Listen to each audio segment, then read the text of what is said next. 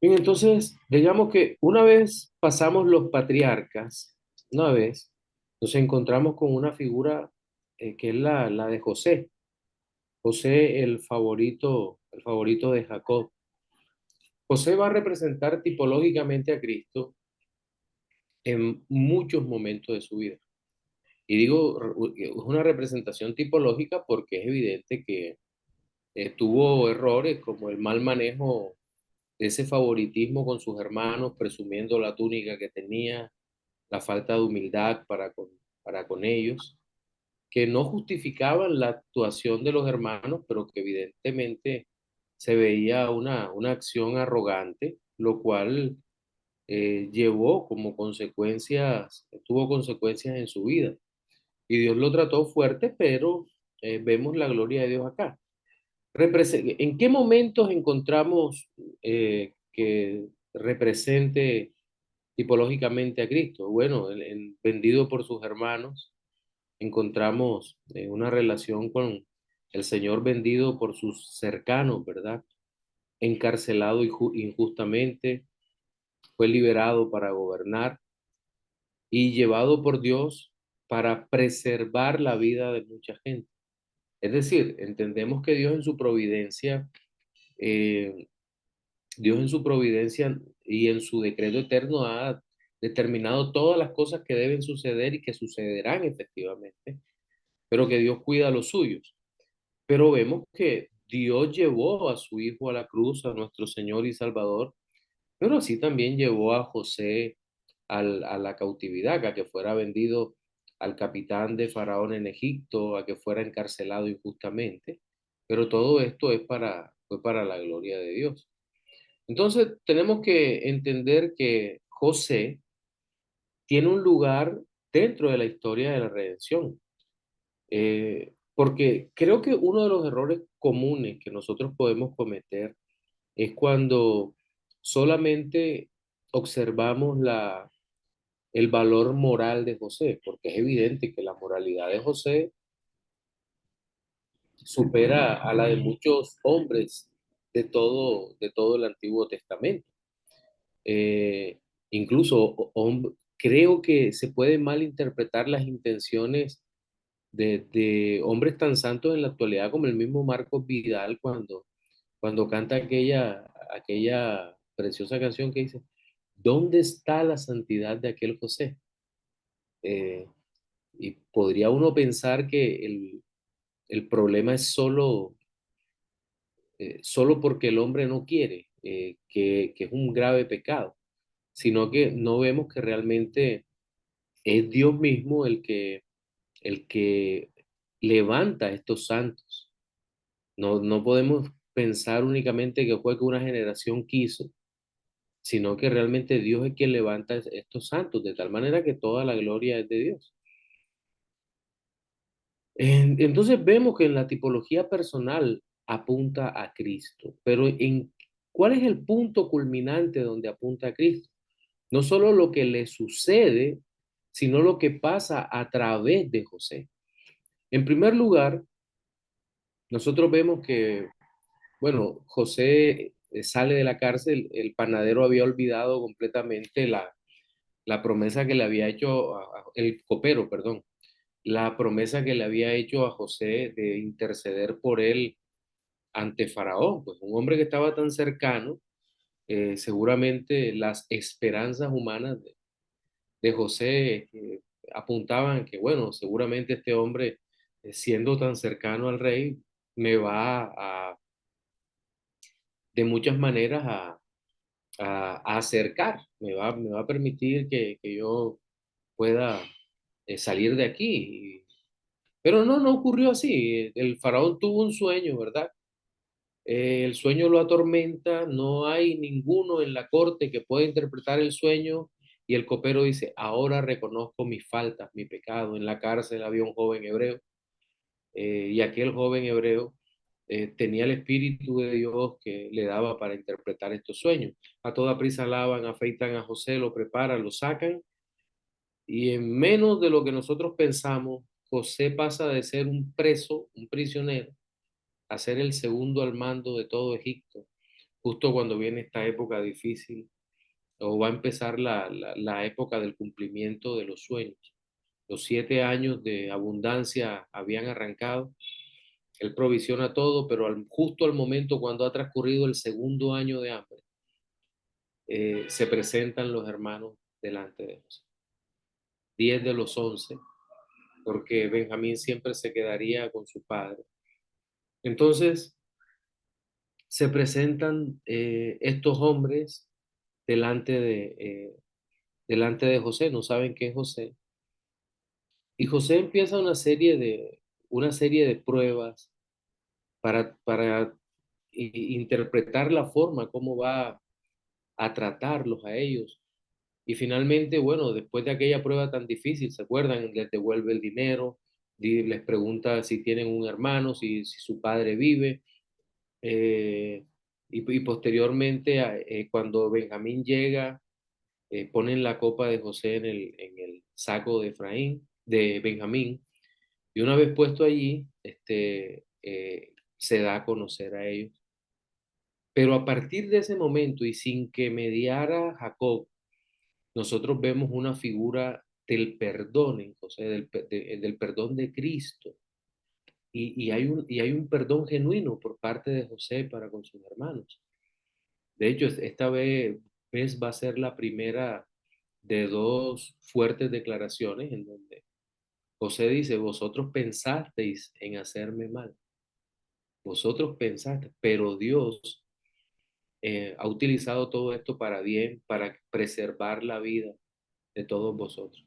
Miren, yo creo que aquí se necesita realmente tener una mente totalmente enfocada en la gloria de Dios y en el conocer a Dios para poder reaccionar de esta manera, eh, para poder enterrar la afrenta en lo más profundo de la tierra. Sí, Oppenheimer.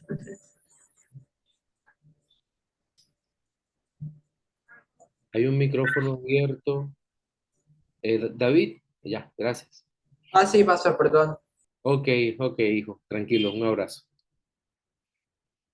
Em, entonces, nosotros vamos a encontrar aquí esto. Y, pero lo que más llama la atención, bueno, ya sabemos parte de la historia, Génesis. Jacob regresa a ver a su hijo, lo vuelve a ver. Creo que pasan 17 años, algo así, que él puede disfrutar de la presencia de su hijo amado ahí en Egipto. Pero el padre muere, o sea, ya se debilita la edad, la vejez. Y sus hermanos, de alguna manera, creen que han perdido la protección, quien intercediera por ellos. Y llama la atención que la forma como vuelve José a acercarse a sus hermanos. Le dice, bueno, pero ¿quién me ha puesto aquí por Dios delante de ustedes? No, no piensen eso. Incluso es una escena muy linda porque nosotros podemos entender que hay un perdón total, vamos a usar una palabra aquí que es absolución, donde el pecado es perdonado de una manera total. Es decir, aquí aparece una figura del perfecto perdón del Hijo de Dios a sus deudores, a sus deudores. Creo que es una de las figuras más hermosas en todo el Antiguo Testamento, donde se derrama un perdón tan maravilloso sobre todo un grupo de transgresores que por lo que habían hecho merecían la muerte. Y tal vez no he investigado mucho en esa parte. José podría tener el poder como para cobrarse la vida de ellos o de alguno de ellos, o por lo menos apresarlos. Pero es que estos hombres son perdonados con una gracia maravillosa. Bueno, José sabe o sabía que él iba a ser, o que el pueblo iba a ser cautivo. Había una promesa dada a Abraham de que el pueblo estaría cautivo, como ya lo habíamos visto en Egipto.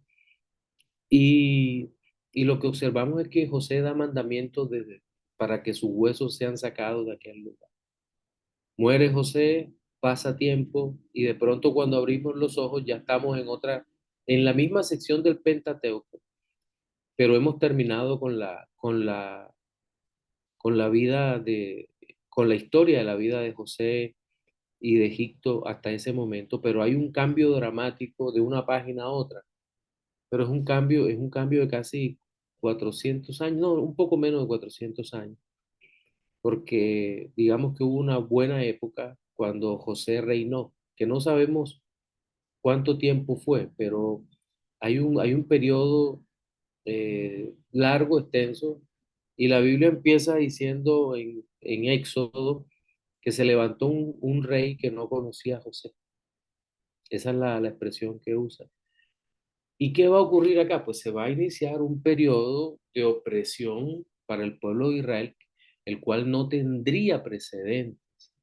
Es decir, va a haber un cambio notorio en todo lo que es la historia de la nación y que la Biblia no omite ningún detalle, sino que lo va a presentar dentro de esta historia de la redención y no oculta el sufrimiento del pueblo israelita en Egipto.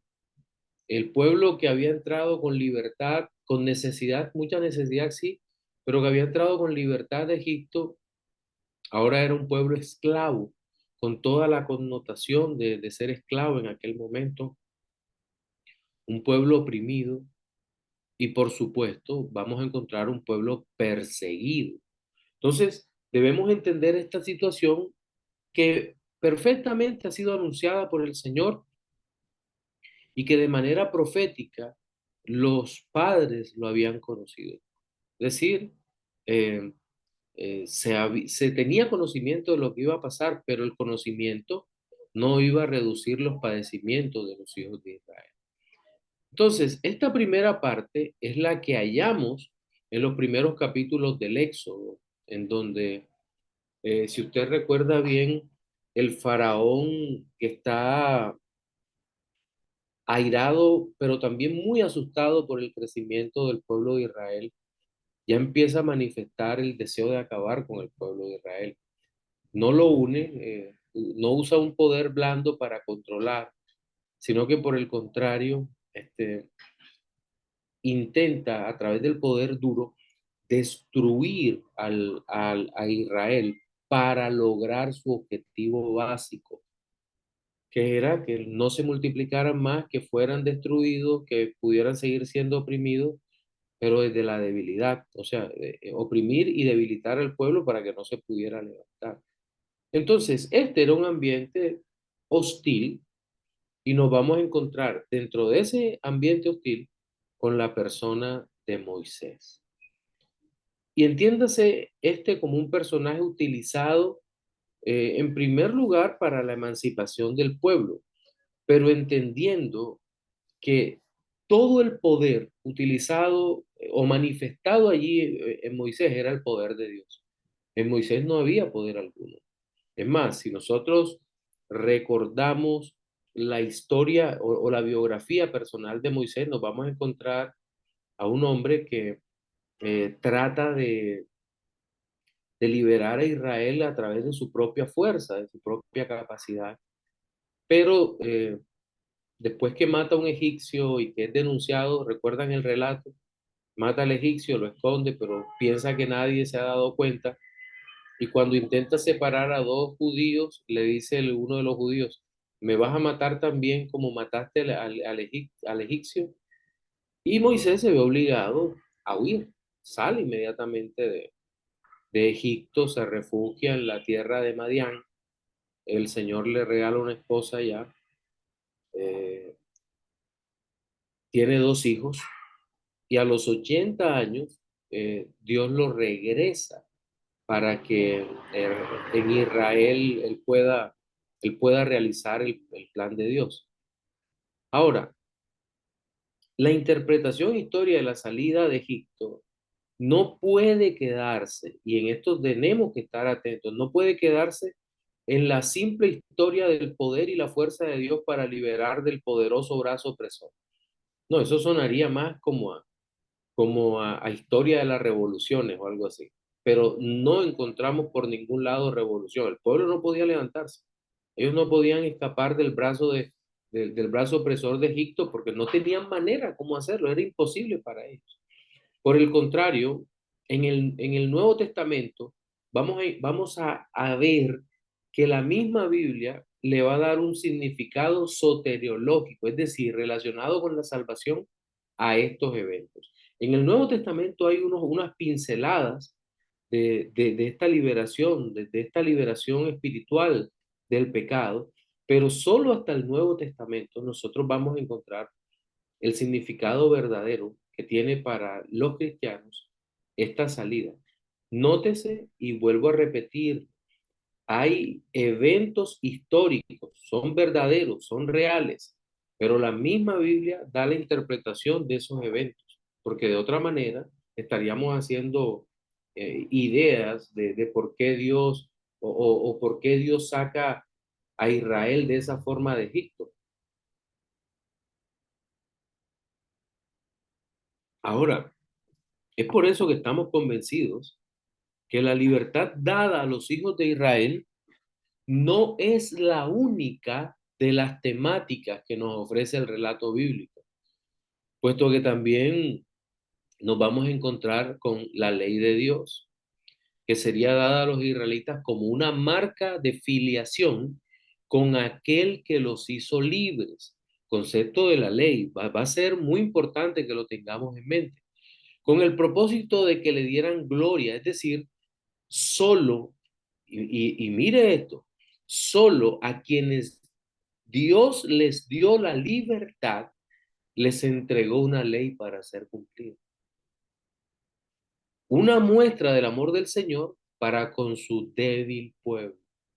Una ley. Recuerden que en los salmos vamos a encontrar declaraciones como, bienaventurado aquel cuyo Dios es Jehová. La ley fue dada para un pueblo que ha sido librado por el Señor, para que este pueblo viva de acuerdo a los parámetros que Dios quiere que viva. Luego vamos a observar a Israel viviendo en el desierto. Israel peca contra Dios, pero Dios lo sigue amonestando, lo sigue corrigiendo para luego ser restaurado. Entonces vamos a encontrar un patrón de mandato, eh, caída o rebelión, castigo y restauración. Más o menos es el parámetro, el patrón que vamos a encontrar en Israel. Es decir, un pueblo que es amonestado y corregido es restaurado. Aunque esta última fase tenemos que decir que tiene un límite, debido a que la promesa final de reconstrucción es posible solamente en la iglesia del Nuevo Testamento. Entonces, en esta parte del estudio, nosotros vamos a observar en primer lugar la liberación, luego la entrega de una ley santa y finalmente vamos a observar al pueblo en el desierto, pero esto nos ayudará a entender mejor las relaciones del Dios Santo con un pueblo redimido, pero imperfecto y pecador. Dos cosas debemos recordar aquí, que Dios es quien libera, el pueblo no se libera a sí mismo, y que a pesar de que Dios lo libera, el pueblo sigue siendo un pueblo pecador. Seguramente ya estarán estableciendo relaciones ustedes en sus mentes con nosotros cuando Dios nos libera y cuánta imperfección sigue habiendo en nuestros corazones. Yo creo que aquí podemos rebatir un poquito contra el legalismo, ¿verdad? Diciendo algo como, si no fuimos salvos por nuestro propio esfuerzo, no podemos, o si Israel no fue salvo por su propio esfuerzo, y hay cierta simetría entre la liberación de Israel y la liberación de nosotros del pecado, no podemos pretender nosotros que las personas salgan del pecado sin que Dios las libere, sin que Dios obre de manera soberana en ellos. Bien, nuestra base bíblica, primero Génesis 15:13, voy a leer en la versión de las Américas. Dice, y Dios dijo a Abraham, ten por cierto que tus descendientes serán extranjeros en una tierra que no es suya, donde serán esclavizados y oprimidos 400 años.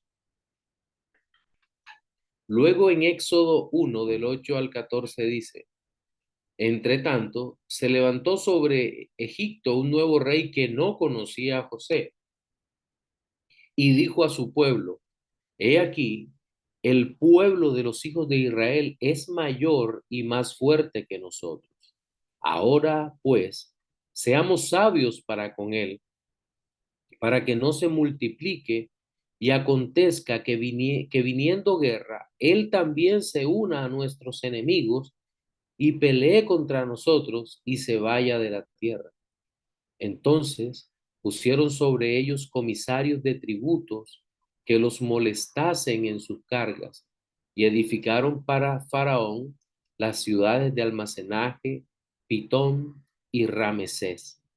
Pero cuando más los oprimían, tanto más se multiplicaban y crecían, de manera que los egipcios temían a los hijos de Israel y los egipcios hicieron servir a los hijos de Israel con dureza y amargaron su vida con dura servidumbre en hacer barro y ladrillo y en toda labor del campo y en todo su servicio al cual los obligaban con rigor.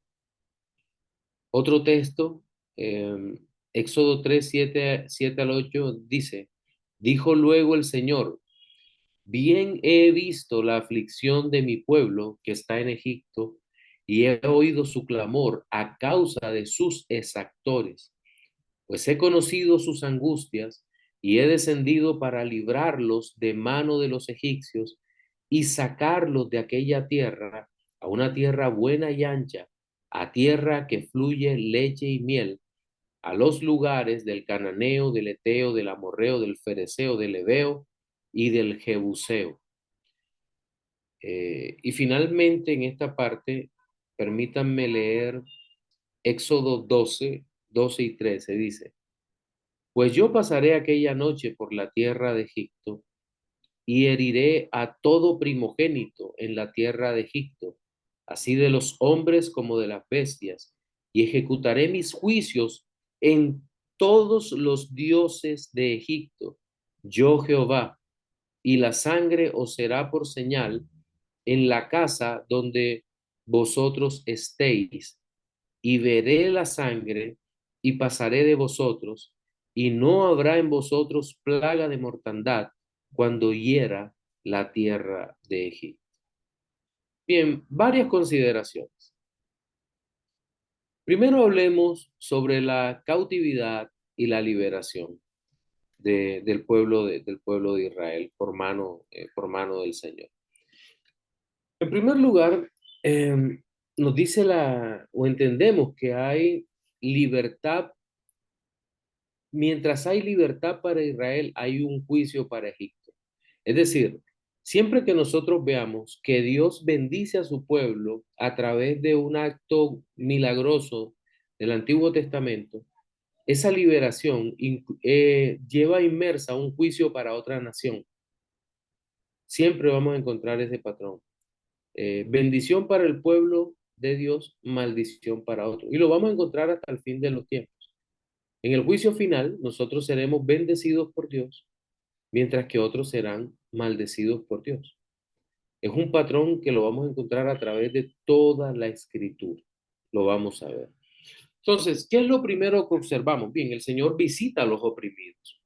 El faraón trata de destruir a los niños de Israel, ordena la persecución, la destrucción. Recuerden que aquí hay dos parteras, me imagino que son las jefes de parteras, Cifra y Fua. No le vayan a poner hacia alguna hija o nieta que les nazca. Eh, entonces, el faraón ordena, dice, miren, si es niño, mátenlo, pero si es niña, déjenla vivir.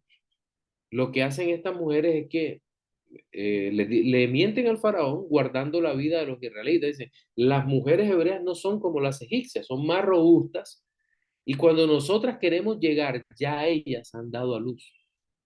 Dice la palabra de Dios que por eso el Señor bendijo a las parteras y no sabemos qué tipo de bendición, pero el Señor, digamos que eh, las bendijo de una manera que nosotros no alcanzamos a entender. Presumimos que es la vida eterna, que es la bendición verdadera, el ponerlas en una correcta relación con Dios, el conocimiento salvador que solo el Dios de Israel puede dar, ¿verdad? En Cristo, naturalmente. Ahora, la muerte de los niños de Israel, recuerden, también la vamos a ver repetida, un patrón de maldad en donde Satanás se trata de detener, de frenar el nacimiento o la aparición del Mesías o el Libertador. Lo intentó con Moisés y Herodes lo va a intentar con nuestro Señor Jesucristo. Hay un paralelo, cierta simetría entre estas dos historias. Bueno, tenemos todo esto de la opresión, de la persecución, pero el Señor llama a Moisés. Es decir, contrario a lo que podemos pensar, eh, cuando aparece el relato, la narrativa de Éxodo, Moisés tenía 40 años. No, no había nacido. Pasan 40 años donde Moisés es consciente de la opresión del pueblo y el pueblo seguía oprimido. Es decir, aquella generación de esos primeros 40 años pudieron morir muchos en la opresión, seguían oprimidos y Dios no manifestó inmediatamente la liberación. Moisés huye a Madián, tiene su familia y a los 80 años Dios lo llama y el pueblo todavía estaba oprimido. Solo que nosotros vemos esta narrativa en 3 capítulos. 80 años de la historia de Israel, que son paralelos a la historia de Moisés, son descritos en 3 páginas. Entonces, por eso no podemos pensar que la liberación fue instantánea. Pasaron 2 generaciones, 80 años, hasta que Dios envió el juicio. Tal vez aquel faraón que ordenó matar a los niños ya no estaba vivo, seguramente. Ya no estaba en el trono, había muerto. Estaba otro faraón. Seguramente, es probable que el otro faraón fuera el que habláramos el sábado, Akenatón III, tal vez ese fue el faraón del Éxodo. Pero entonces, esto es lo que nosotros alcanzamos a mirar en un breve análisis de este capítulo. Pero viene, el Señor llama a Moisés. En el capítulo 3 del libro de Éxodo, versículos del 1 al 3, vamos a encontrar que el ángel del Señor apareció a Moisés, es decir, la segunda persona de la Trinidad. Siempre que encontremos la expresión ángel del Señor, ángel de Jehová, y el ángel de su presencia, tenemos que pensar en Jesucristo, en la segunda persona, no porque el Señor sea un ángel, sino porque es la expresión que utiliza la Biblia cuando nos habla generalmente del Cristo preencarnado. Pero también en estos textos vamos a encontrar como esta figura que vemos aquí en la zarza que ardía y no se consumía, y en donde aparece el nombre del Señor, Éxodo 13:14.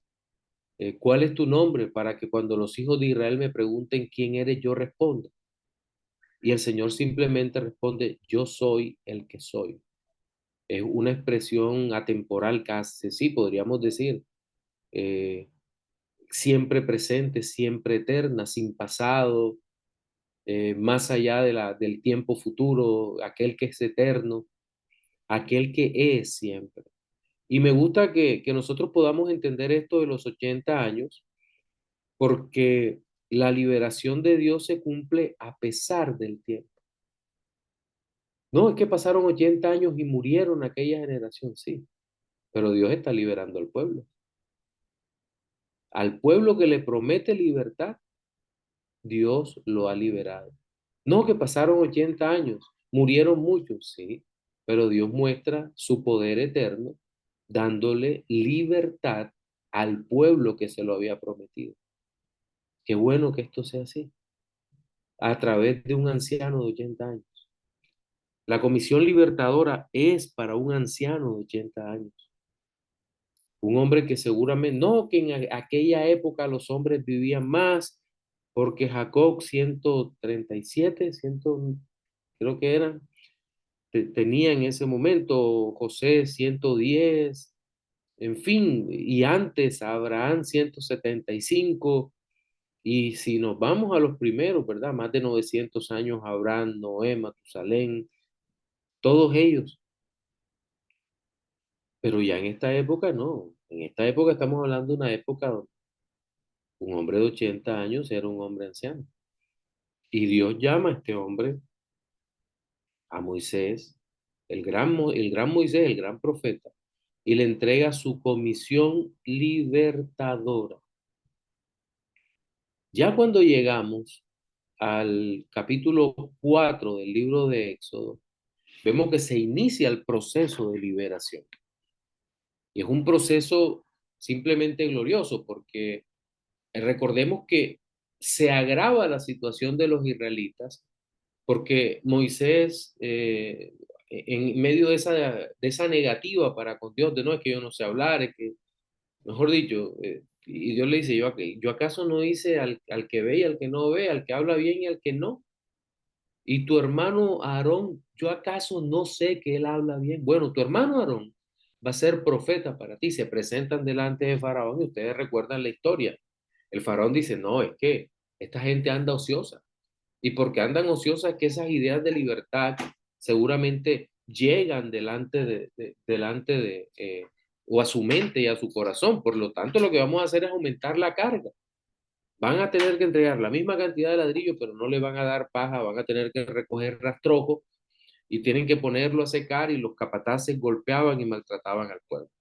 Hay una especie de decepción, pero es Dios mismo haciendo que colapse toda aquella situación, que ocurra lo peor en ese momento. Y nosotros lo que observamos es que Dios allí empieza a actuar. Y aquí vienen las 10 plagas. El poder de Dios manifestado a través de herir a los falsos dioses egipcios. En la clase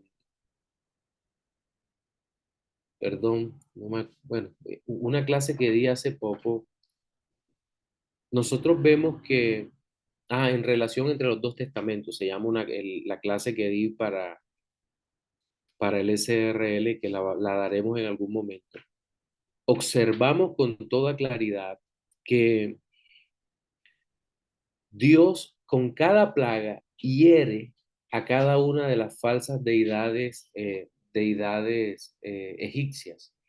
Cada una de las falsas. Un segundito. Amor. No, no, sí, está bien. Bueno, amor, vale. Entonces, lo que hace es que Dios hiere a cada una de las falsas deidades egipcias, empezando por el río Nilo, que es el dios que representa la fertilidad, que es la arteria por donde pasa el comercio de todo el imperio egipcio. Recordemos algo, el Nilo es el río más grande del mundo, más largo, porque el más caudaloso y todo es el Amazonas con todos sus afluentes. Pero el Nilo era la arteria de todo esto y es un río inmenso, simplemente inmenso. Por ahí pasa todo. Y la confianza de que el Nilo les proveía de agua vital para vivir, para las cosechas, se va al traste cuando aquel hombre humilde golpea con su vara el río y lo convierte inmediatamente en sangre, en sangre. Y de ahí en adelante, bueno, vienen las plagas de ranas, los, los- las moscas, los piojos, y ya no puede ser imitado estas señales por Dios. Y cada vez van siendo señales mucho más fuertes. Granizo con fuego, muerte de los ganados. Este, pero hay una plaga que me sorprende muchísimo antes de que el Señor envíe la Pascua, en medio de la Pascua y venga nuevamente ese binomio libertad-muerte, liberación-muerte, eh, exaltación de los hijos, destrucción de los enemigos. Antes de que venga ese binomio, viene la plaga de oscuridad. Y a mí hay varias cosas que me llaman la atención de eso, porque al falso Dios que hiere Dios allí es a Ra.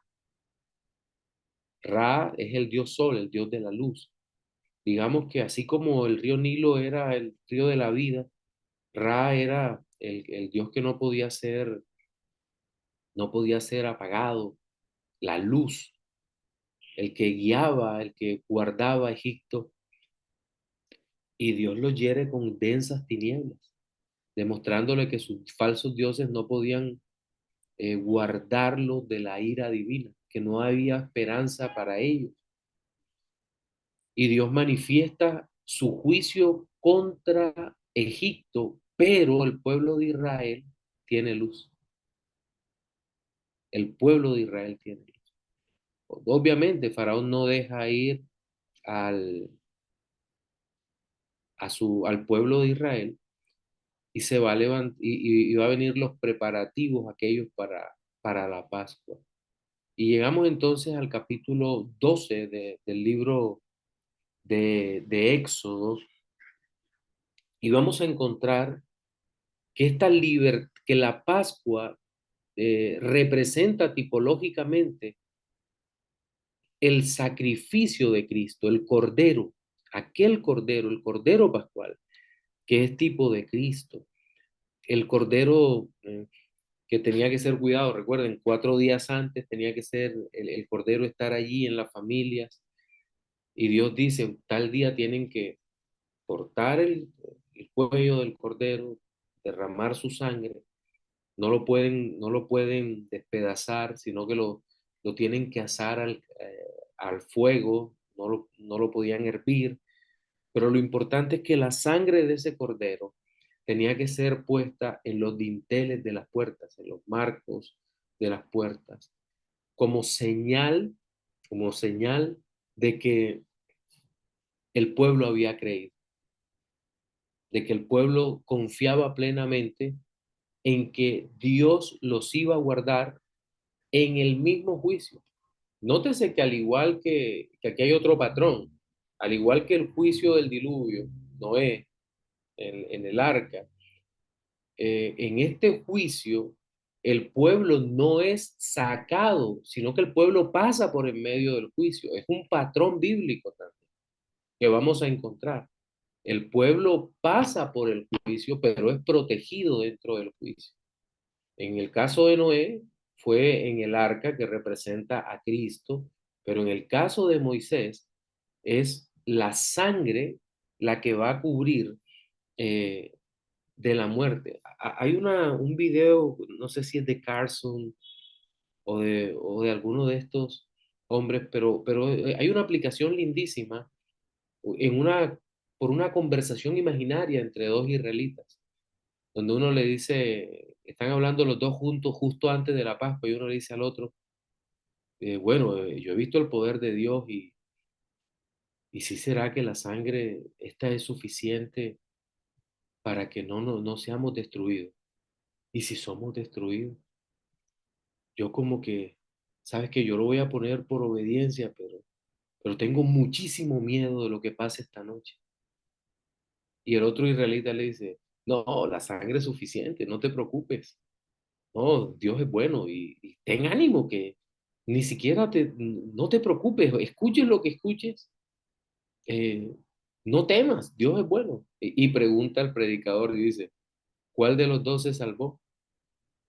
Ambos, porque no depende de cuán grande es la fe, sino que la fe esté puesta en Cristo, en este caso en la sangre del Cordero. Una excelente aplicación, maravillosa, que nos muestra que no somos nosotros, ni siquiera el ejercicio tan dramático de la fe que nos puede salvar, sino que realmente es la sangre del Cordero, la que nos liberta.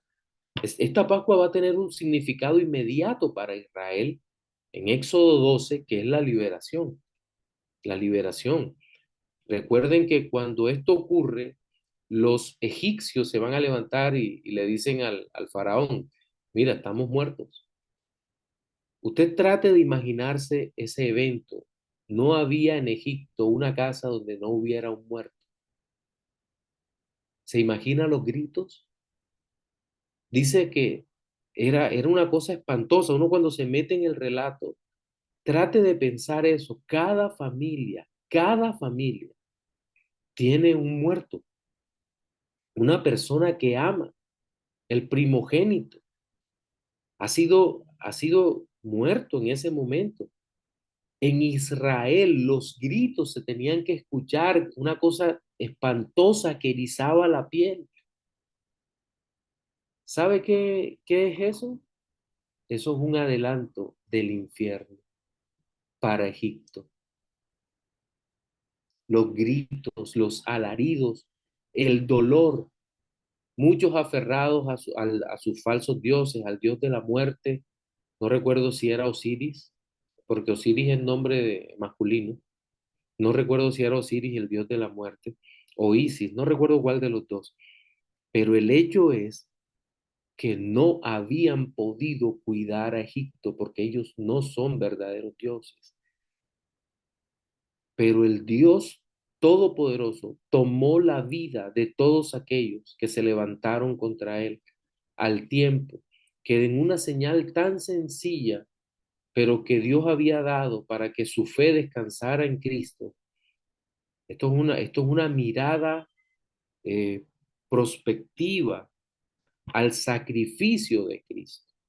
Ahora, eh, recuerdo que hay un hombre llamado Clark Pinnock. Él fue reformado, pero luego se hizo liberal. Él escribe un libro sobre interpretación y revelación bíblica, y él dice que no podemos asociar el significado de la Pascua a la muerte de Cristo, pero la misma Biblia lo hace. Entonces este hombre está equivocado.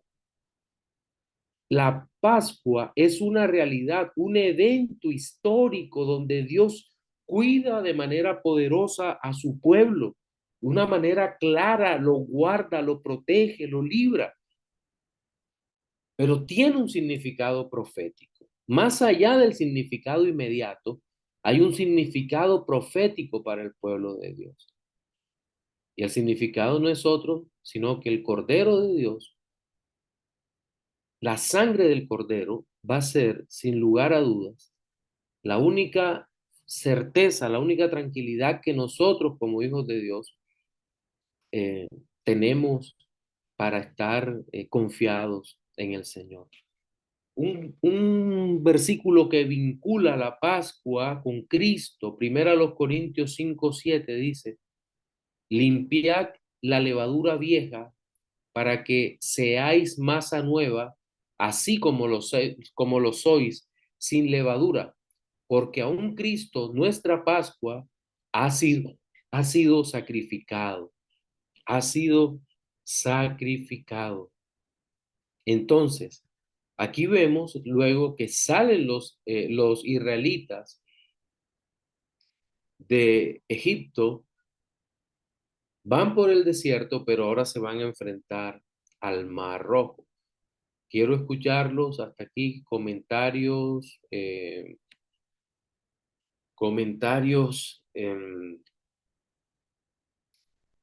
opiniones, preguntas. Si alguien tiene alguna pregunta o comentario, puede alzar la mano.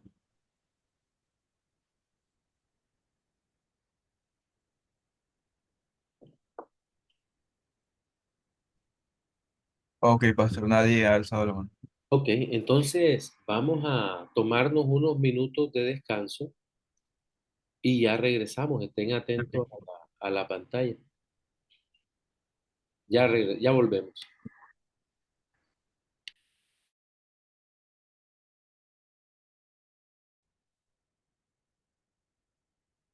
Permítame y comparto pantalla nuevamente. Bien, quedamos acá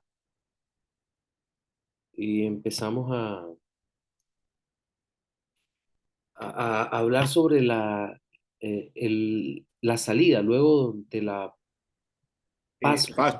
Pastor, me dejas decirte algo. Lo que pasa es que ahorita me retiré un poquito de la pantalla, no pude participar Ajá, porque estaba un poquito lejos de la pantalla por asuntos familiares, pero mira, quería, Pastor, primero saludarte, no te había saludado y saludo también a todos los hermanos que están recibiendo este maravilloso curso extraordinario. Pastor, quería decirte lo siguiente, mira, el hijo mío me consiguió en los Estados Unidos el ajá. Torá, pero el Torá escrito por judíos, y tú sabes que ellos escriben Sí, de derecha a izquierda, exactamente así lo tengo, es interesante. Y ellos dentro de lo que, de la explicación que da, inclusive con nombre de los escritores antiguos y todo, ellos dicen ahí en un análisis que hacen, dicen que dan inclusive la persona, el escritor que es Ramban, dice que él tiene pruebas textuales de que la explosión demográfica fue la respuesta de Dios al plan de control de la natalidad. Interesante eso. buen punto. Sí, y también hay otro punto que me llama la atención. Ellos dicen que los levitas eran extraordinariamente inferiores en número a las otras tribus. Y tienen una explicación. Dice que esto se debió a que los levitas no estuvieron esclavizados en Egipto. Entonces, no sé, hay que mirar un poquito eso y profundizar, ¿no? Entonces, pero tienen esto, lo escriben estos judíos. Entonces yo a veces comparo algunas cositas con ellos, algunas funcionan bien, pero Otras no tanto, otras no definitivamente. tanto, correcto, Sí, otras no sí, hay que tanto. tener cuidado, sí. Hay que tener cuidado, correcto, pero interesante porque ellos tienen algunas cosas que son muy buenas, otras hay que analizarlas bien, pero quería comentarte esto porque esa es la explicación que ellos dan a la explosión demográfica que tienen los israelitas debido a que esa fue la respuesta que Dios le dio a la opresión que ellos tenían con los israelitas. Wow, qué bueno, buen dato. Sí, bueno, ahora, yo no recomiendo tanto la Torá. Gabriel es un hombre muy estudiado, es un hombre que sabe filtrar, tiene toda la experiencia y es un académico. Él puede hacerlo, pero de pronto a los que están empezando, no les recomiendo el libro. Solo personas que tienen formación como el pastor Gabriel. Gabriel, muchísimas gracias, mi pastor. Este, también creo que levantó la mano Reinaldo, si no me equivoco. Jonathan, ¿Reinaldo levantó la mano? Pues no me di cuenta, Pastor. ¿Alguien levantó la mano? Ok. No Sí, sé. Reinaldo abrió ahí el micrófono. Sí, adelante, Rey. No, me equivoqué, disculpen. Ah, ok, ok. Dale, mi hermano, no hay problema. Bien, bueno, llegamos acá al tema, o ubiquémonos con Israel en el desierto, ¿cierto? Hay una libertad gloriosa para los hijos de Dios. Solamente en el Éxodo registramos 80 años de esclavitud. Solamente, ¿verdad? Hasta aquí, hasta este momento. Estamos en el capítulo 12 del libro de Éxodo, 13, en fin. Eh, pero viene el tema, Faraón dice, ¿qué hemos hecho? ¿Qué, cómo es posible que hayamos dejado ir a esta mano de obra barata? Que son los israelitas. Imagínense, y Egipto destruido, había que reconstruirlo, ¿cómo? Pero contrario a lo que algunos puedan pensar, yo creo que las intenciones no eran solamente la de esclavizar, sino la de destruir. Lo digo por la forma como salen con 600 carros armados, era una armada terrible, toda la infantería de la potencia militar más grande de ese momento en la historia. Recuerden lo que vimos de los estados primitivos y en fin. Entonces, Dios que los va guiando en la mañana con una columna de nube y en la noche con una columna de fuego, inmediatamente pasa detrás para que, dice que en ningún momento se acercaron los unos a los otros en medio de este tránsito por el desierto. El faraón y los generales, llamémosle así, de Egipto, inmediatamente sacan la conclusión de que el pueblo está atrapado y humanamente estaba atrapado. Estaba en una parte muy estrecha y enfrente tenía el Mar Rojo. ¿Cómo pasan eso por muy estrecho que fuera? No iban a nadar hasta la otra orilla. No había manera de que lo hicieran. Y de inmediato vemos que Dios ordena que Moisés extienda su vara, la extiende y se abre el mar rojo. Aquí no caben explicaciones naturalistas, ¿no? Que fue que se secó momentáneamente y tú dices, bueno, pero si se secó momentáneamente, ¿cómo se ahogaron los otros? Algo que está tan bien documentado. O sea, tremendo milagro, porque poner la nariz en el piso para ahogarlos era complicado, ¿no? Pero el hecho es que realmente ocurre un milagro. Y aquí vemos la soberbia de estos hombres que siguen persiguiendo al pueblo de Israel, porque le aseguro que cualquier otro dice, pared de agua de un lado, pared de agua de otro lado, yo mejor me quedo acá.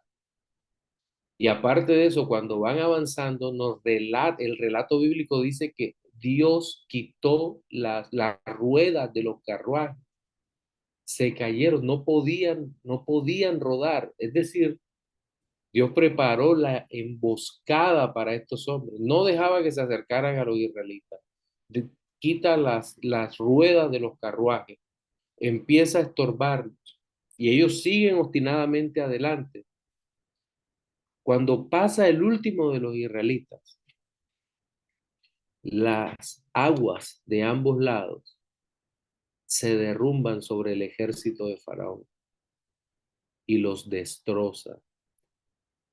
¿Cuántos sobrevivieron de Faraón? No lo sabemos, pero algunos tuvieron que sobrevivir para dar el informe de la destrucción del ejército egipcio.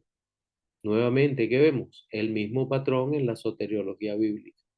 Salvación de los hijos de Dios, destrucción de los enemigos. Lo vamos a encontrar nuevamente.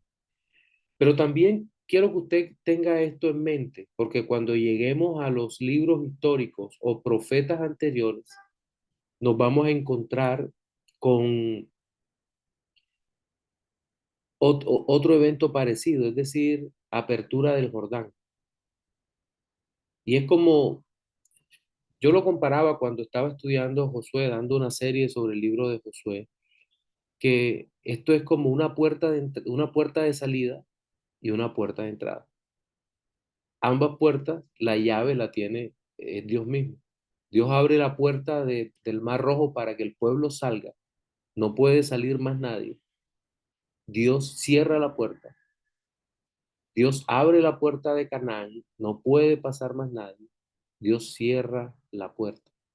Es decir, Dios tiene, y también es otro patrón bíblico que vamos a encontrar, en donde Dios abriendo, Dios cerrando, como lo vemos en Edén, ¿verdad? O en la puerta del arca, y de aquí lo vemos nuevamente. Es decir, patrones de salida, entrada. No tome literalmente lo de la puerta, yo estoy usando una alegoría, pero lo que usted puede ver es ese patrón de salida, entrada, que únicamente Dios es el que determina cuándo usarlo, cuándo abrir una puerta que los demás no pueden cruzar, cuándo cerrar una puerta que los demás no pueden abrir. Es Dios mismo el que hace, son patrones en soteriología bíblica que nosotros podemos hallar o que podemos encontrar ahí.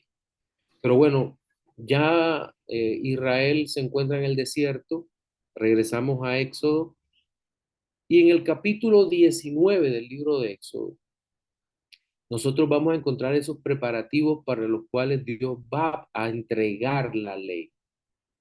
Dios va a entregar la ley al pueblo. El pueblo que es libertado es un pueblo, sí, es un pueblo libre, pero es un pueblo que no sabe cómo vivir su libertad, porque siempre ha sido esclavo. Es un pueblo que no conoce otra forma, y eso no conoce otra forma de vida, y lo vamos a ver reiteradamente en las rebeliones. ¿Cuál era el reclamo del pueblo? Mejor nos devolvemos porque allá teníamos esto. Mejor, es decir, una lucha por mantenerse como esclavos. Y eso para nada va a ser adecuado para el pueblo, sino que es una lucha terrible por esta nueva vida que ellos tienen. Y Dios le va a dar una ley la cual deben guardar. Pero recuerden, la ley es dada en el Sinaí, ¿verdad? Como nos dice Éxodo, nos dice Gálatas. ¿Y qué escucharon los israelitas justo cuando se van acercando al monte? Truenos, un ruido terrible y obviamente muertos del miedo, les dicen a Moisés, Moisés, ¿sabes qué? Mejor sube tú y nos cuentas. Nos dices cómo es eso allá, nos das lo que nos digas de parte de Dios, dinos. Moisés se muestra aquí como un mediador suficiente, un mediador capaz, un mediador levantado por Dios y que va a ser el encargado de llevar la ley. Ahora, el prólogo de la ley nos va a mostrar de quién procede la ley y su propósito. Y esto va a diferenciar la ley de Dios de cualquier sistema legal de otras naciones que estuvieran cerca, alrededor o que hayan antecedido históricamente a Israel. Porque alguien me podrá citar el código moral de Hammurabi o las leyes en Sinar o las leyes fenicias o sumerias, pero son mandatos morales que no tienen una procedencia directa del Dios perfecto, cuya bandera que se muestra en esta ley es su santidad, y no solamente unos preceptos morales para tratar de vivir mejor en una sociedad difícil, sino que estamos viendo el poder de Dios demostrar su santidad y que su pueblo, el que ha sido liberado por él, tenga una visión de la santidad que sea acorde, coherente y que esté relacionada con Dios mismo. Y es por eso que en Éxodo 21 nosotros vamos a leer, dice, y habló Dios todas estas palabras diciendo, atentos, yo soy Jehová tu Dios, que te saqué de la tierra de Egipto, de casa de servidumbre. Mire cómo empieza, con un recordatorio. ¿Recordatorio de qué? Éxodo 3:14. Yo soy el Señor, el que hizo todo esto, el mismo que ordenó a Moisés. Yo soy el Señor tu Dios, el Dios del pacto, que te saqué de la tierra de Egipto. No fue que tú saliste por tus propios medios, sino que Dios es el que ha determinado liberar a su pueblo. ¿Cuándo? Al principio de aquellos 80 años que empieza narrando Éxodo. No. ¿En qué momento? Cuando Moisés determinó liberarlo por su propia fuerza. No. El que lo sacó de tierra de Egipto, de casa de servidumbre, fue el Señor en el tiempo que Dios mismo había determinado. ¿De qué? De casa de servidumbre, es decir, una esclavitud terrible. Eso es lo que muestra Dios. ¿Qué vemos en estos mandamientos? En estos primeros mandamientos lo que vamos a encontrar es una ley apodíctica, es decir, una ley de obligatorio cumplimiento dada por Dios. No es que ellos no. Mire cuál es el primer mandamiento. No tendrás dioses ajenos delante de mí. Y el segundo es similar. No harás esculturas, estatuas de nada de lo que esté arriba en los cielos, imágenes de arriba, de lo que está arriba en el cielo, en la tierra o en el mar debajo de la tierra, porque no viste ninguna imagen. Y sigue, luego tiene que ver con el día del Señor, acuérdate, no tomarás el nombre de tu Dios en vano, que nuevamente tiene que ver con la santidad y dignidad de Dios, y luego el día del Señor. Acuérdate del día de reposo para santificarlo. Con todo esto, un mandamiento en positivo en medio de todo esto, luego el relacionado con los padres, el, el no hurtar, no matar, no cometer adulterio, no dar falso testimonio, finalizando con el de no codiciarás, ¿cierto? O sea, ahí tenemos una serie de mandatos muy claros, de obligatorio cumplimiento que el Señor ha dado. superior a las demás naciones que estaban allí ubicadas cerca de los judíos. Pero Dios da esta ley con un propósito. La ley, insisto, en que debemos tener en cuenta que es dada después de la liberación. Importante, ¿cómo consideramos entonces hoy en día que podemos vivir sin la ley? No, mire el orden que Dios ha dado.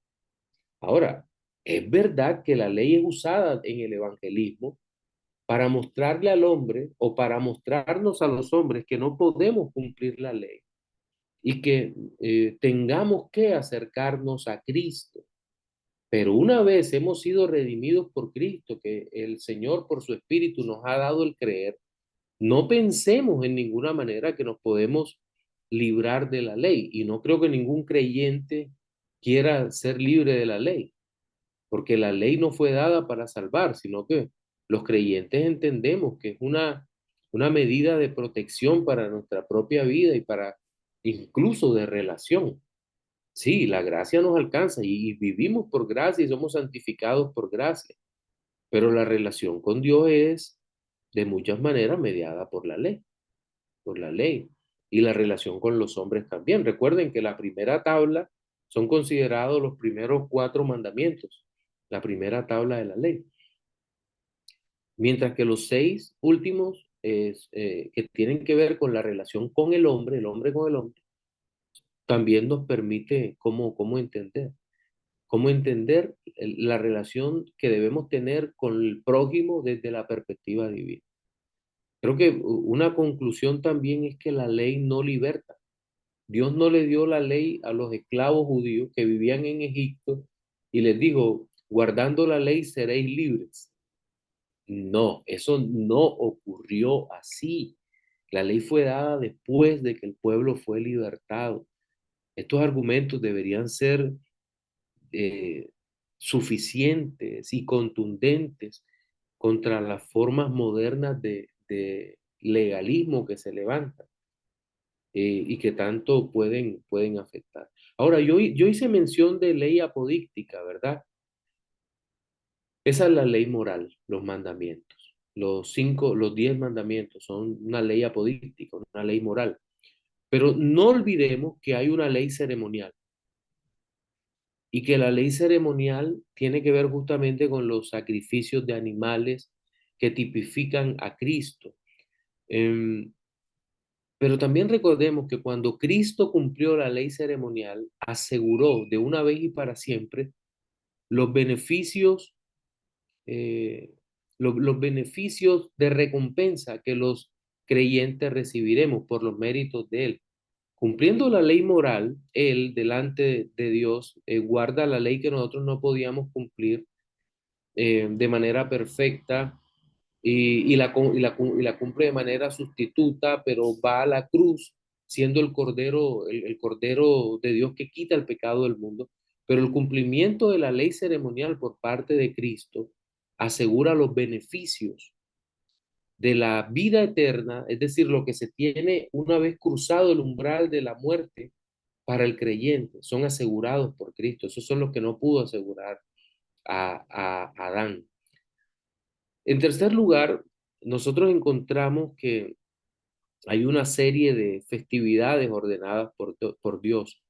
Aquí, una gran parte la encontramos también en el libro de Levíticos, ¿verdad? Los mandamientos, obviamente, Éxodo 20, del 1 al 17, pero en total, el pastor Alberto me podrá corregir aquí, pueden ser 613 o 633 mandamientos.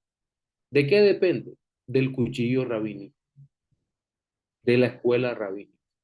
Las escuelas actuales, incluso tienen más, tienen menos, pero no podemos hablar de una unidad de pensamiento dentro de ellos mismos. Entonces, la ley ceremonial va a tener que ver con las ofrendas de animales, las fiestas, las ceremonias y días santos. Todo esto fue derogado cuando Cristo terminó su obra redentora.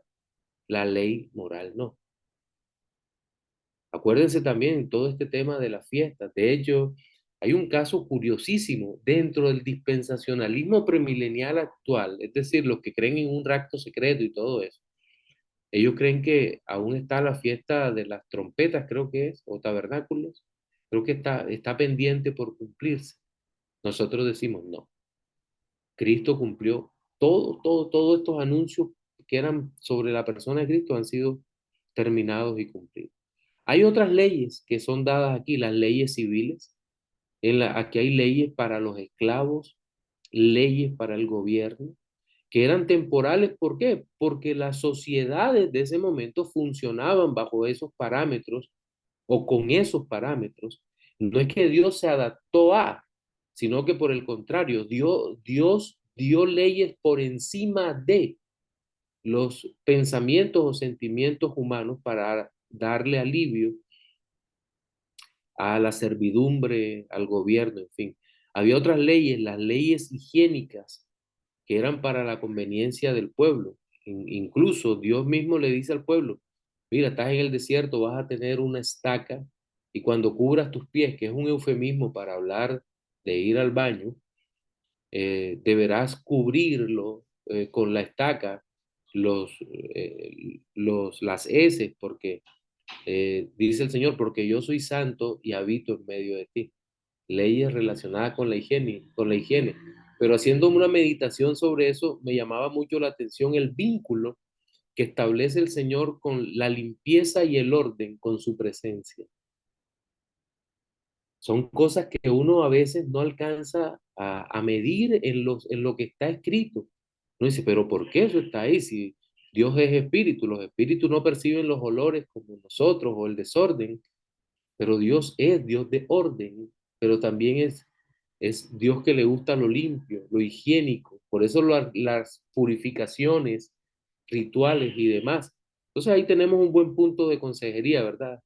Si algún hermano o hermana se queja porque su pareja es desaseado, podemos usar este como buen punto de consejería. Mire, Dios no solo es Dios de orden, sino Dios higiénico. Le gusta la limpieza. Así que las purificaciones son clara muestra de eso. O también usted le puede decir, báñese, cochino, que a Dios no le gustan los que son puercos. Bien. También hay otros preceptos que no pueden clasificarse, es decir, no hay manera de ponerlos en unas categorías particulares en donde se diga esto va aquí, entonces a eso se le han llamado, se han clasificado como misceláneos. ¿Recuerdan? Una miscelánea es como una botica donde hay de todo, en fin, ahí está clasificado. Ahora, cuando nosotros hablamos del propósito de la ley, recuerden, el propósito de la ley no era la redención, no era la redención. Dios no le dio la ley al pueblo para redimirlo. Ya el pueblo, en que el caso de los israelitas ya habían sido redimidos. Y nosotros, recuerden, primero Dios nos hace nacer de nuevo, luego nos da la fe para creer en Él, para convertirnos a Él, nos concede el don del arrepentimiento. Y creo que después es que podemos entender la ley y el propósito, pero antes no, mis hermanos. No pensemos, no carguemos con pesadas cargas aquello que realmente Dios no ha determinado hacer. Bueno, escuchen el propósito de la ley, dice. Entonces, ¿para qué sirve la ley? Fue añadida a causa de las transgresiones, hasta que viniese la simiente a quien fue hecha la promesa, y fue ordenada por medio de ángeles en manos de un mediador. Y el mediador no lo es de uno solo, pero Dios es uno. Luego, ¿la ley es contraria a las promesas de Dios? En ninguna manera. Porque si la ley dada pudiera vivificar, la justicia fuera verdaderamente por la ley. Mas la escritura lo encerró todo bajo pecado para que la promesa que es por la fe en Jesucristo fuese dada a los creyentes. Entonces, la ley podríamos decir que tenía un poder limitado, no fue dado para salvar. Tenía como propósito mostrar a Dios y su ser santo. En cada aspecto de la ley moral, la ley ceremonial, la ley higiénica, todo fue dado para mostrar a Dios. pero también obliga, y escogí la palabra bien, obliga al hombre a vivir en santidad. El hombre sabe que tiene que, aunque no pueda hacerlo. Finalmente nos muestra la total incapacidad de nuestras almas y revela la necesidad de ser salvados por Cristo. Ahora, pensemos entonces en el lugar de la ley en en el Pentateuco. La ley va a ser una especie de riel por donde que nosotros vamos a ver que cruza todo el Pentateuco. Los 5 libros los cruza de arriba a abajo, aún desde el momento que no había sido formulada. Pero toda la ley va a estar presente allí, va a estar presente en el pueblo de Israel. Los pecados van a ser juzgados según la ley, las penas van a ser aplicadas según la ley. La vida devocional del pueblo de Israel va a ser, va a tener como guía la ley que Dios ha dado o que Dios dio. Entonces, aquí nosotros vemos que tiene una importancia. De hecho, la ley no está simplemente aquí en Éxodo, sino que la vamos a encontrar en Levíticos, en la primera parte, cuando habla de las ofrendas y demás.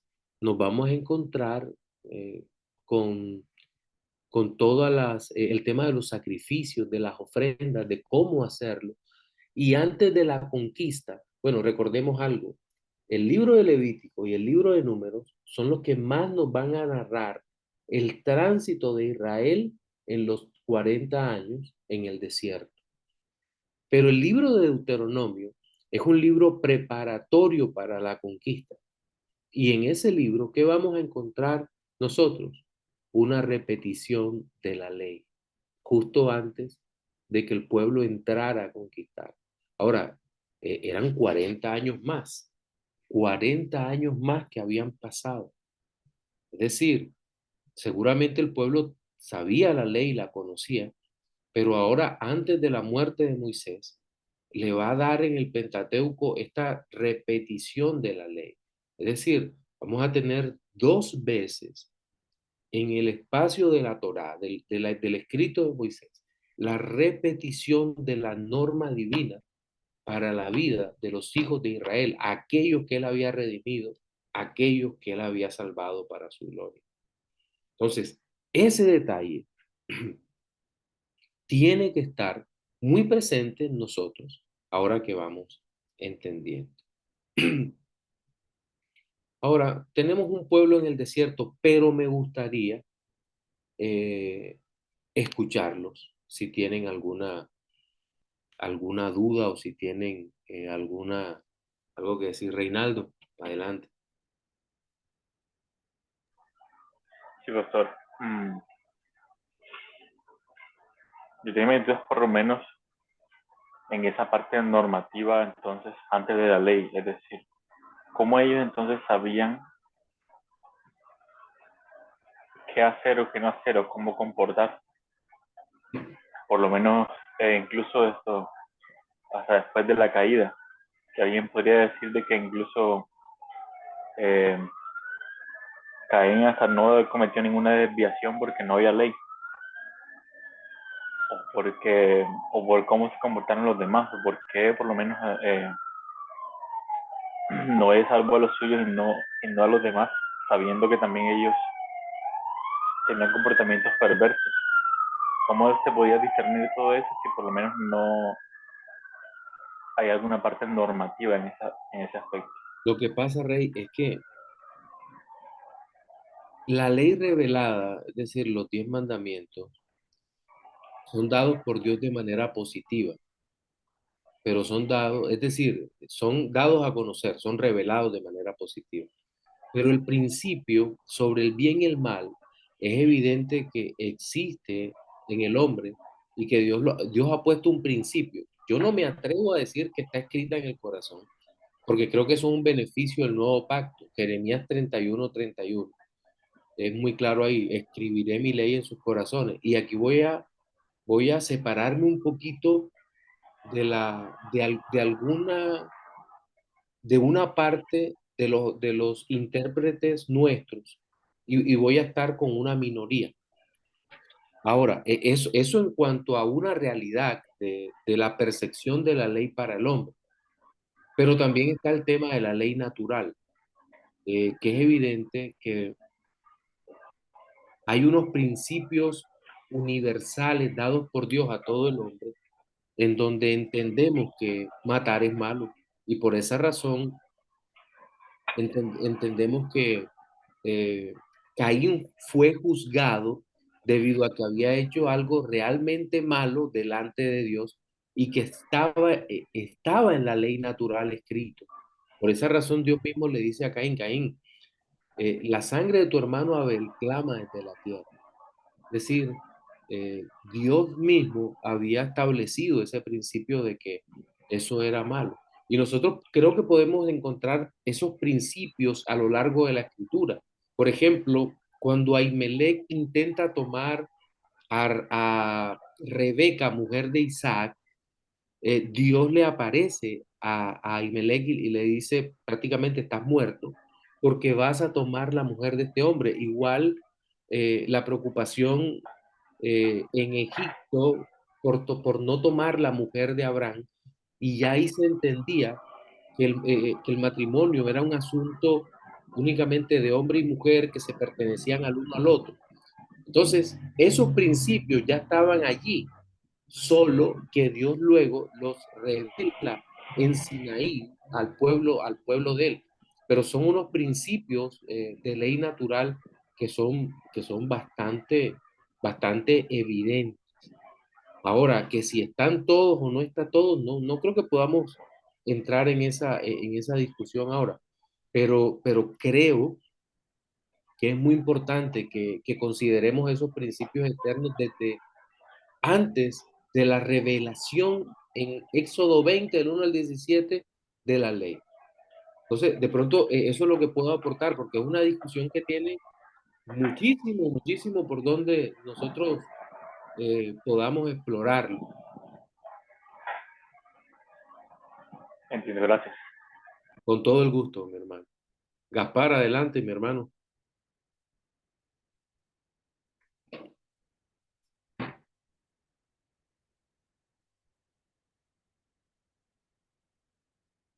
Sí, Gaspar, buenas noches, estimado pastor. Ya nosotros buenas venimos noches, de mi total, hermano. obviamente. Ahí, ¿me escuchan? Sí. Ahora sí. ¿Me escucha? Sí, Sí, creo que el internet está como intermitente. ok.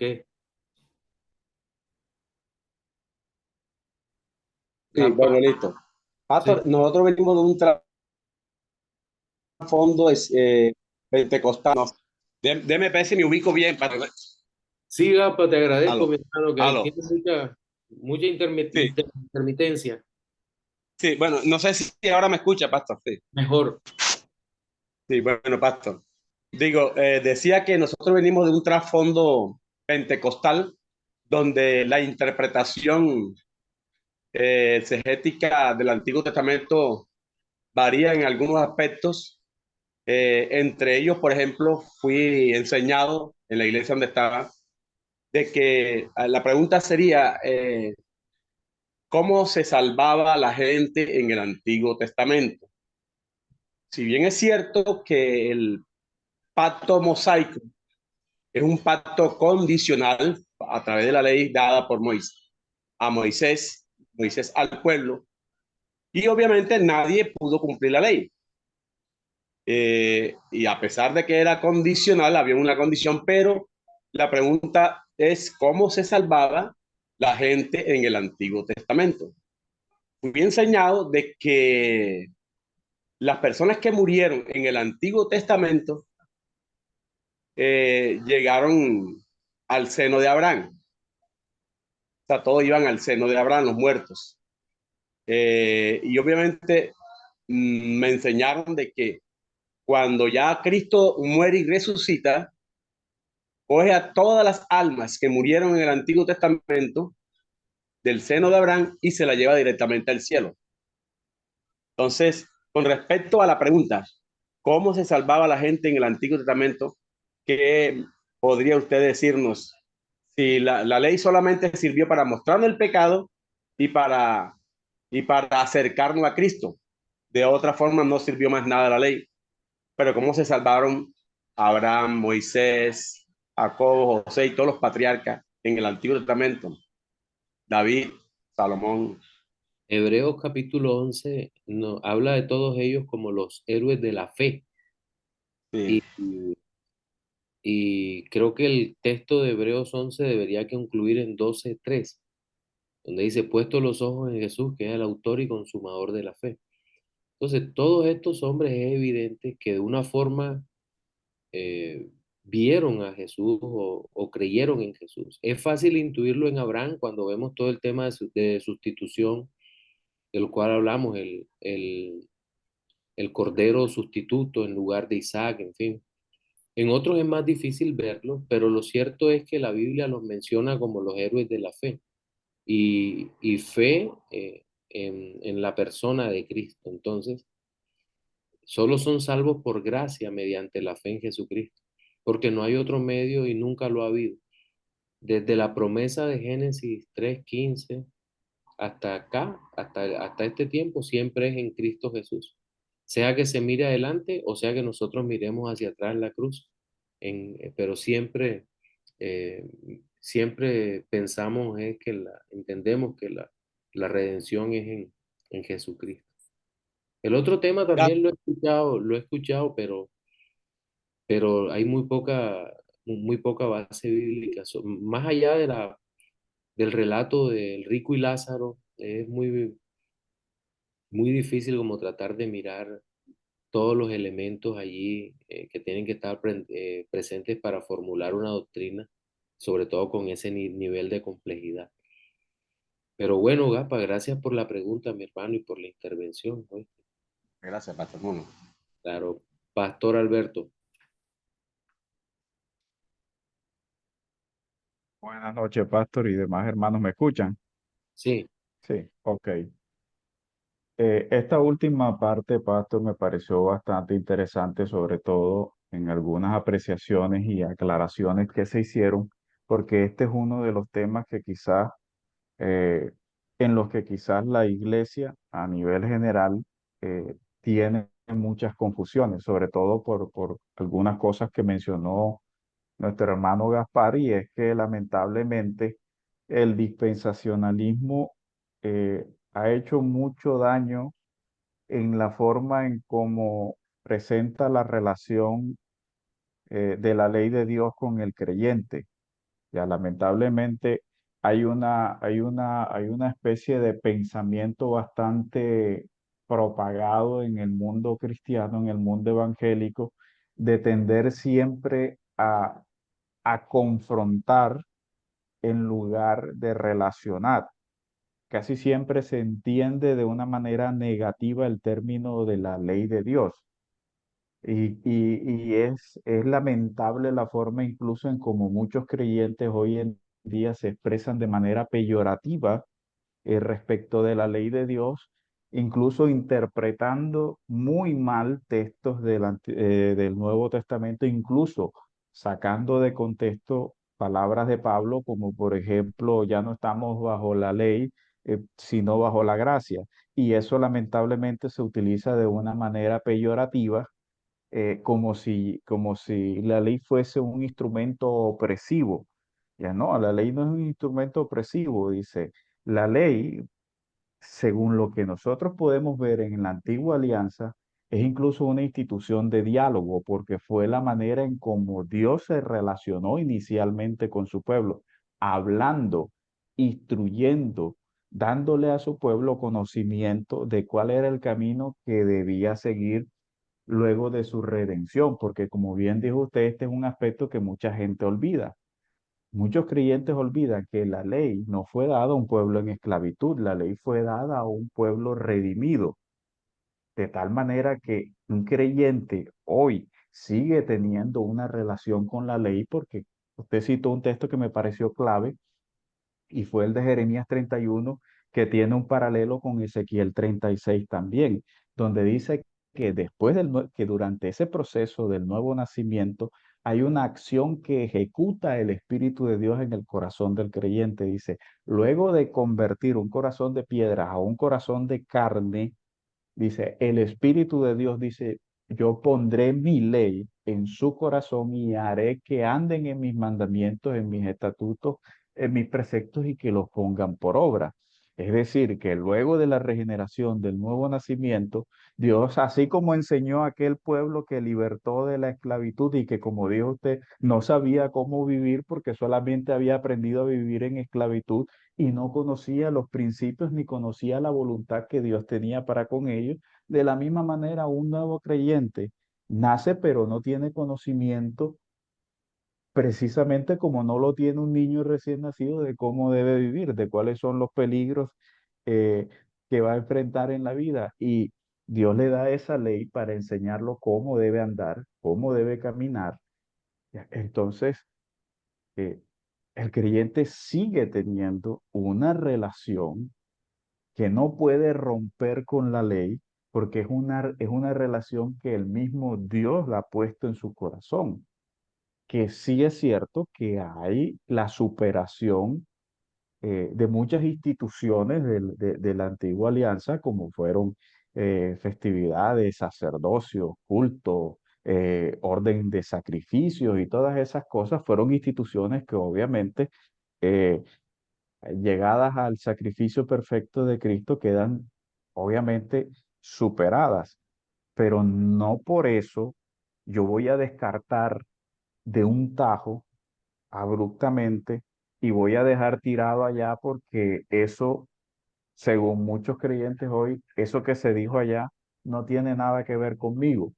Pero Mm. resulta y pasa de que Pablo dijo que las cosas que se escribieron antes se escribieron para enseñarnos a nosotros, de tal manera que la ley sigue teniendo una pertinencia eh, para la vida del creyente hoy. Lo que ha ocurrido, lamentablemente, es que mucha gente no ha entendido lo que dijo Pablo, y es que la ley no es mala. Dice, lo que es malo es el uso ilegítimo de la ley. Dice, ¿como cuál? Pretender por medio de la ley yo justificarme, que fue lo que le dijo Pablo, fue la pelea de Pablo contra los judaizantes. Dice, eso es un uso ilegítimo de la ley. El problema no era la ley, el problema era que los judaizantes estaban empleando muy mal la ley bajo un propósito que no fue el que Dios le dio, porque usted lo dijo perfectamente. La ley no fue dada con un propósito de redención, sino de santificación, de enseñarle al pueblo a vivir.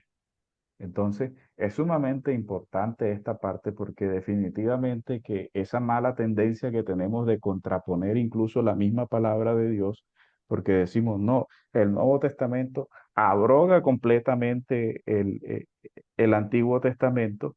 Dice, pero es que si quitamos los fundamentos de un edificio, el edificio se desploma, porque es que no hay Nuevo Testamento, no hay nueva alianza, no hay Cristo sin el fundamento de la revelación bíblica. Entonces, nosotros hoy debemos tener mucho cuidado de la forma en cómo nos expresamos y hacemos alusión a la ley de Dios, porque si bien es cierto, el Evangelio es mucho superior a la ley, es superior, pero no es contradictorio a la ley. Es que eso es lo que no entendemos. Creemos que por la superioridad del Evangelio se contradice o hay un choque con la ley. Dice, no, porque es que esto es el cumplimiento de esto. Entonces, esto no puede ser malo, sino que yo tengo que entender adecuadamente cuál era la función de la ley. Y si no entiendo eso adecuadamente, obviamente eso es lo que eso es lo que ha dado pie a un sinnúmero de interpretaciones, incluso extravagantes y peyorativas, acerca de la relación que el creyente debe tener con la ley. Ok. Hasta aquí mi Muchas gracias. intervención, Pastor. Muchas gracias, mi querido pastor Alberto.